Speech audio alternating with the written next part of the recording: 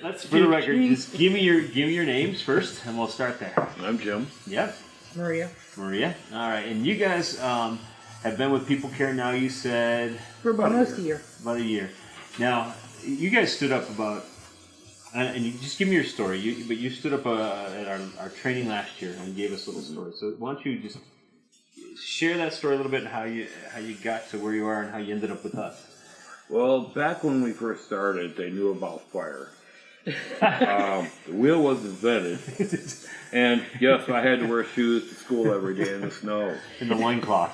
That was a luxury. That was optional. It was easier for me, much less.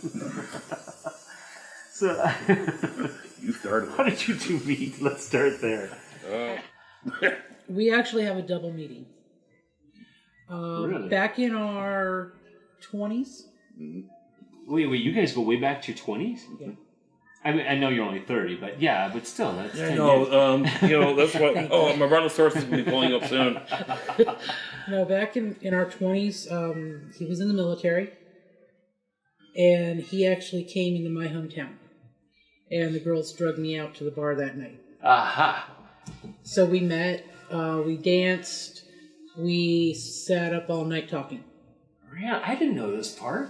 And then in the morning, well, during the course of the night, he said he was going to be leaving in the morning.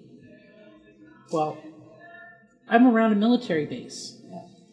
So leaving in the morning means you're leaving and I may or may not ever see you again. So he left? He left. And you guys didn't correspond? No. All right. Years later, I met him at the airport, public place. If I feel something weird, I'm out of here. Yeah, that's called wisdom. So, met him at the airport, and we just never left each other's side, basically, after that.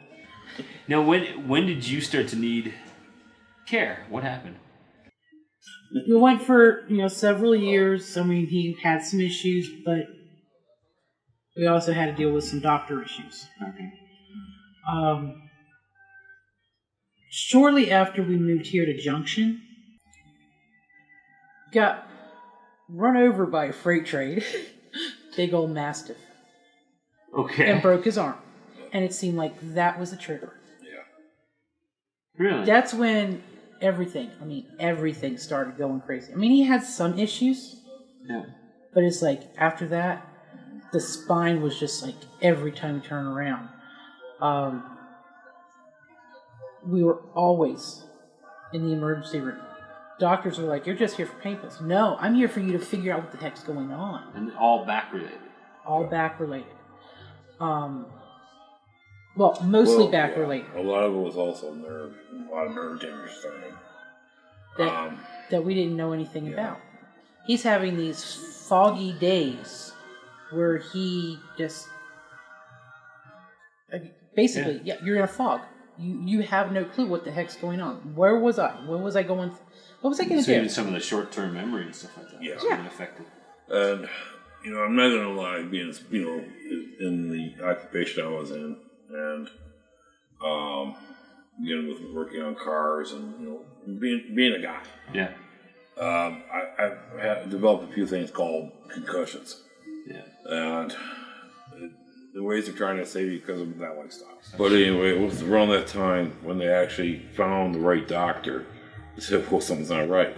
We're going to refer you to a specialist to take a look at this. And that's when we met our neurosurgeon. Well, so then, what brought you to People Care then? How did you find this? Let's put it that way. Well, it was kind of weird because she was actually thinking about going to work for one, so she couldn't come to work for me. But it was kind of I'm going to put it, happened circumstance. Okay. We got contacted by, what was that little girl's name? From DHS. But anyway, she was the one that actually started realizing what was going on. She came out and visited us and it was like, yeah, we got to get you going. Okay. So she pushed it up the ladder as fast as she could because she got all the documentation and everything. Yeah. And we had heard something about people care, so we looked them up. So I mean, it really got that dark for y'all. Yeah, it did. They tried to commit suicide. I wound up finally in the mental. In our lovely little city. I started realizing what was going on.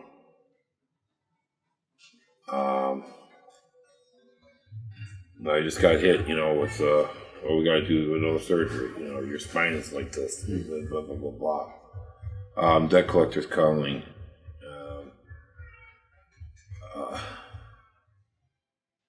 And there were several times that it wouldn't be bad if it was just like once a day, but it's a constant hammering. Yeah. You've just been beaten with a baseball bat. Your hips, your spine, your neck, your shoulders. Everything in you, your muscles are always so tight.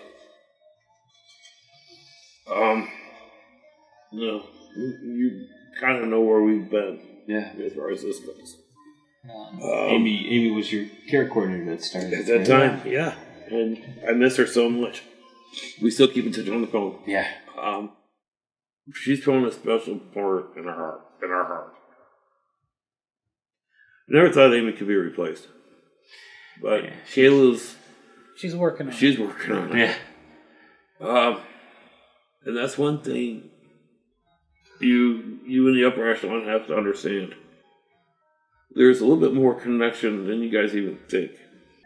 They don't see how deep these emotions and relationships can really be. Yeah. Because this is a very vulnerable position we're in. This is really important for the nurses and everybody else to understand.